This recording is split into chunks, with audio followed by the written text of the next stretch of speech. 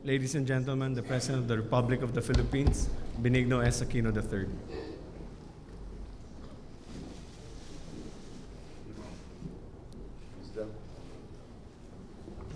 Ganda nga po.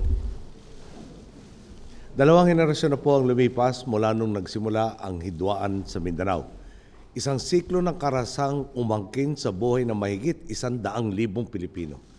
Hindi lamang na mga kawal at mandirigma, kundi pati mga inosenteng sibilyang dumanak ang dugo dahil sa alitang pwede namang naiwasan. Marami na pong solusyon sinubok upang matapos ang hidwaang ito. Nagkailang peace agreement na po tayo, ngunit hindi pa rin tayo umuusad tungo sa katuparan ng ating mga pangarap para sa riyon.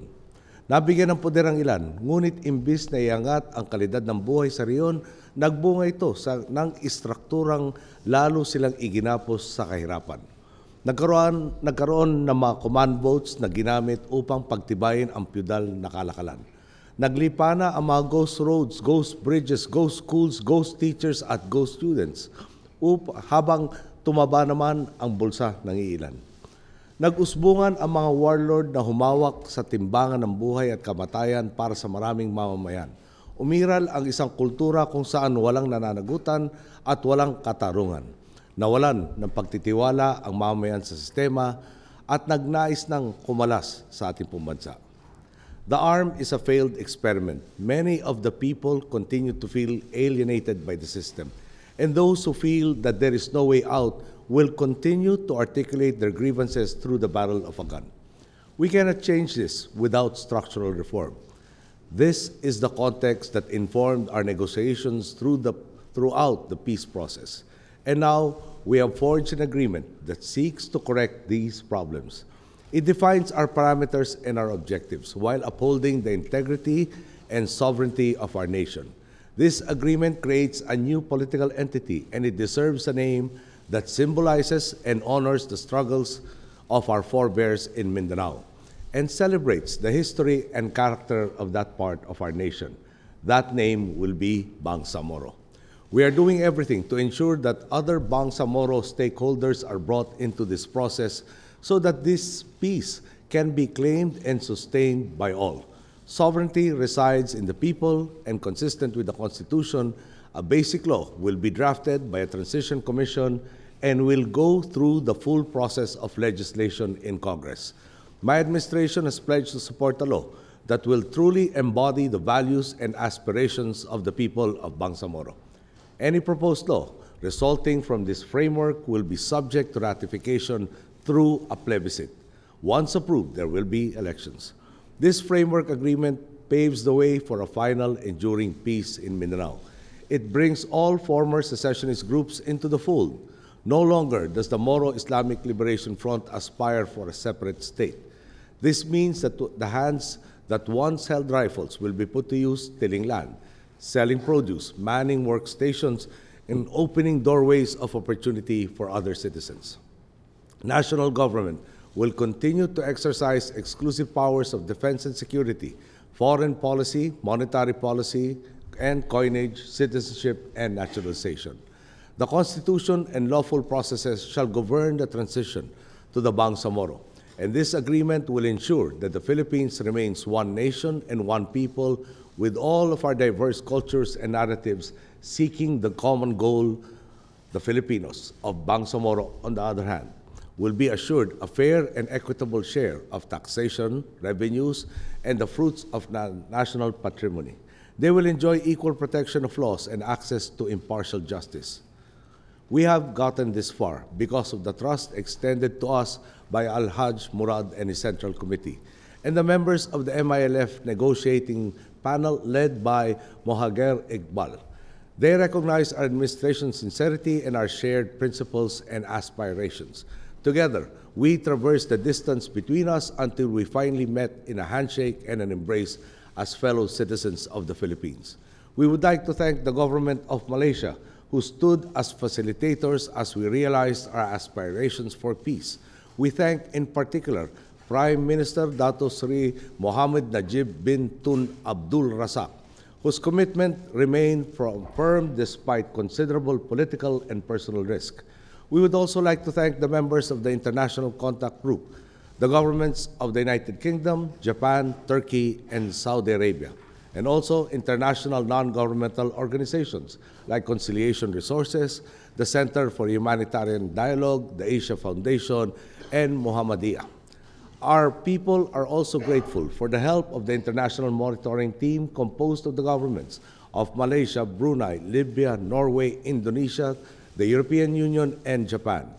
We would also like to thank the United States, Australia, and the World Bank, among several other countries and institutions who have also provided invaluable support during the course of this process.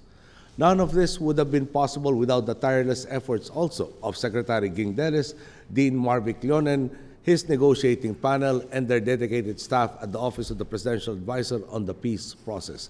There can be no better example of true peace advocates. This framework agreement is about rising above our prejudices. It is about casting aside the distrust and myopia that has plagued the efforts of the past. It is about learning hard lessons and building on the gains we have achieved. It is about acknowledging that trust has to be earned. It is about forging a partnership that rests on the bedrock of sincerity, goodwill, and hard work. The work does not end here. There are still details that both sides must hammer out. Promises must be kept, institutions must be fixed, and new capacities must be built nationally and regionally in order to effectively administer the Bangsamoro. The citizenry, especially the youth, must be empowered so that new leaders may emerge. Sa mga susunod na araw, ilalathala ang balangkas at mga prinsipyo ng kasunduang ito sa mga pahayagan. Makikita ang kabuuan nito sa Official Gazette ng ating pamahalaan. Inaanyahan ko po ang lahat na makilahok sa pampublikong diskurso ukol sa kasunduan bago magkaroon ng pinal na pirmahan. Nakalahad po ang lahat at wala kaming tangkang magkubli o maglihim. Sinuri po namin na maigi ang kasunduang ito, balanse ang ating naabot. Itinatama nito ang mali at naglalagay ng mga mekanismo upang hindi na maulit ang nangyari sa nakaraan. Basahin po sana natin ang kasunduang ito, hindi bilang sila at kami, kundi bilang nagkakaisang tayo sa ilalim ng bandilang Pilipino.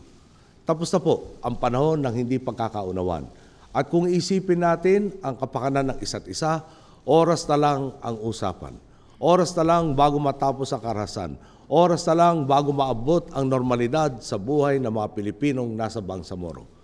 Umabot tayo sa puntong ito dahil sa tiwalang pumalit sa pagdududa. May mga hamon pa po tayong kakaharapin at hinihimo ko ang bawat Pilipinong naghahangad ng kapayapaan. Gumawa po tayo ng paraan upang lalo pang lumawak ang tiwala sa mga araw na parating. Manganganak ito ng sunod-sunod na tagumpay. Tuloy-tuloy ang magiging pag-abot ng estabilidad. Damay-damay ang buong bayan sa pag-unlad ng isang bahagi ng Pilipinas. Diretso tayo sa katuparan ng ating pong mga pangarap. Alam po ninyo, may edad na rin ako. At mas may edad po ng kaunti sa akin si Alhaj Murad. Darating ang panahon pareho kaming wala na sa poder. Nagkakaisa po kami sa hangaring magpamana sa susunod na salinlahi na mas mabuting sitwasyon sa mga bahagi ng Mindanao na matagal nang pinupunit ng hidwaan. At dahil po sa kasunduang ito, pwede na kami mangarap. Malapit na ang panahon na kapag may dayuhang bibisita sa Pilipinas kasama ang mga lalawigan ng Bangsamoro sa listahan na kanyang pupuntahan. Malapit na ang panahon na ang gustong magbakasyon sa Pagudpud, pwede rin sa Salumagpunta. Magiging pareho ang kaalaman ng kabataan papasok sa eskwela sa Quezon City man o sa Lamitan. Magpa-ospital ka man sa Pasig o sa Patikul, magagamot ang iyong karamdaman. Lalago ang iyong negosyo sa Marikina o sa Marawi ka man mamuhunan. Ang tagal pong naging imposibleng isipin ng mga ito. Pero napatunayan natin, walang imposible sa mahandang magkaisa. Makiambag sa mga solusyon at kumilos tungo sa pagkakasundo. Sa wakas, naaabot na natin ang kapayapaang pundasyon ng ating mga mitiin para sa Bangsamoro, para sa Mindanao, at para sa buong Pilipinas. Magandang tanghali po. Maraming salamat sa lahat.